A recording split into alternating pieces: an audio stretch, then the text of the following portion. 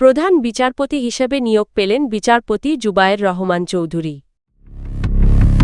তারেক রহমানের স্বদেশ প্রত্যাবর্তন ঘিরে থাকবে সর্বোচ্চ নিরাপত্তা। দেশের উদ্দেশ্যে আজ লন্ডন ছাড়বেন তারেক রহমান। শুক্রবার স্মৃতিসৌধ ও শহীদ জিয়ার মাজারে যেতে পারেন তারেক রহমান। ঢাকা দিল্লির মধ্যে উত্তেজনা প্রশমন চায় বন্ধু রাষ্ট্রগুলো।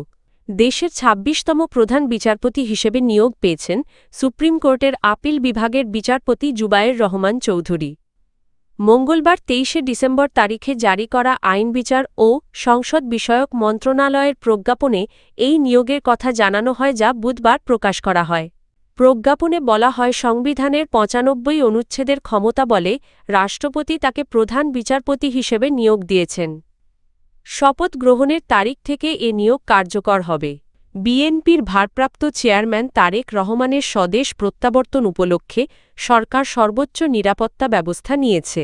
২৫শে ডিসেম্বর রাজধানী জুড়ে কঠোর নিরাপত্তা নিশ্চিত করা হবে বলে জানিয়েছেন স্বরাষ্ট্র উপদেষ্টা লেফটেন্যান্ট জেনারেল অব. মো. জাহাঙ্গীর আলম চৌধুরী।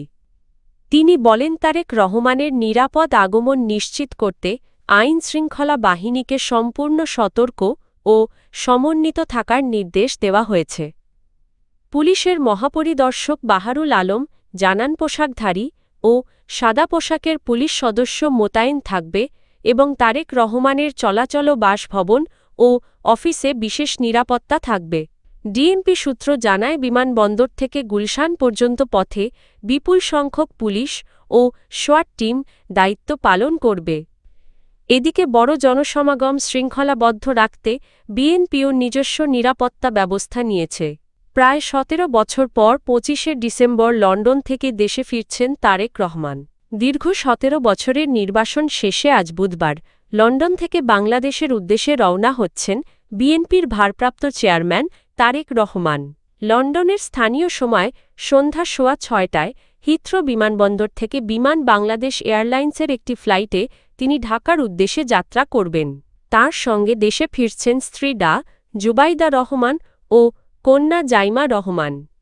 সবকিছু ঠিক থাকলে আগামীকাল বৃহস্পতিবার বেলা ১১:৫৫ হজরত শাহজালাল আন্তর্জাতিক বিমানবন্দরে তারেক রহমানের পৌঁছানোর কথা রয়েছে। তার প্রত্যাবর্তন উপলক্ষে রাজধানীতে বিশাল সংবর্ধনার আয়োজন করেছে বিএনপি। খিলক্ষেত ৩০০ ফুট এলাকায় আয়োজিত এই সংবর্ধনায় অর্ধকোটির বেশি মানুষের সমাগম হতে পারে বলে দাবি দলটির। সারা দেশ থেকে নেতা কর্মীরা ঢাকায় আসছেন এবং বিশেষ ট্রেন ও অতিরিক্ত কোচ চালানো হয়েছে। নিরাপত্তা নিশ্চিতে সরকার ও বিএনপি উভয় পক্ষ থেকেই সর্বোচ্চ প্রস্তুতি নেওয়া হয়েছে।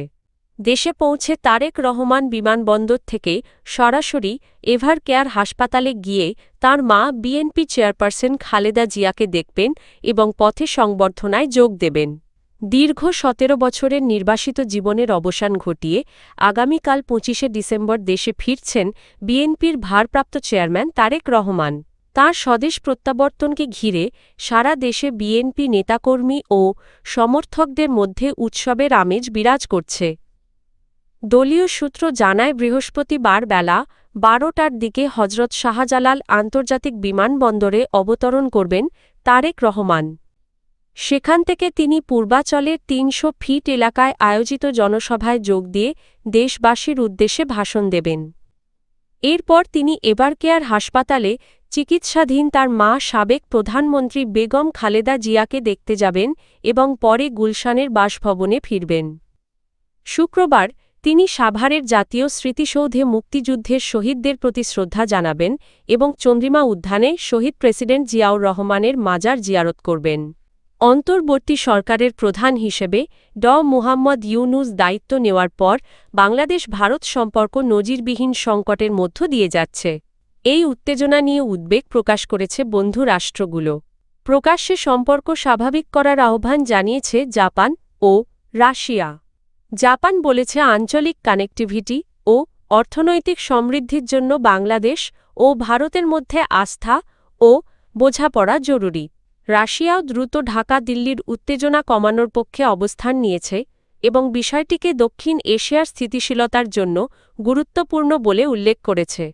কূটনৈতিক ও গবেষণা সূত্রগুলোর মতে রাজনৈতিক বক্তব্য বাণিজ্যিক বিধিনিষেধ ও সীমান্ত উত্তেজনার কারণে সম্পর্কের অবনতি হয়েছে। এতে আঞ্চলিক ও বৈশ্বিক অর্থনৈতিক স্বার্থ ক্ষতিগ্রস্ত হচ্ছে। এদিকে অর্থ উপদেষ্টা সালাউদ্দিন আহমেদ বলেছেন ভারতের সঙ্গে সম্পর্ক যেন অস্বাভাবিক পর্যায়ে না যায় সেজন্য সরকার কাজ করছে। তিনি জানান বাংলাদেশ কোনো প্রতিবেশীর সঙ্গেই তিক্ত সম্পর্ক চায় না এবং অর্থনৈতিক স্বার্থে সুসম্পর্ক বজায় রাখা জরুরি।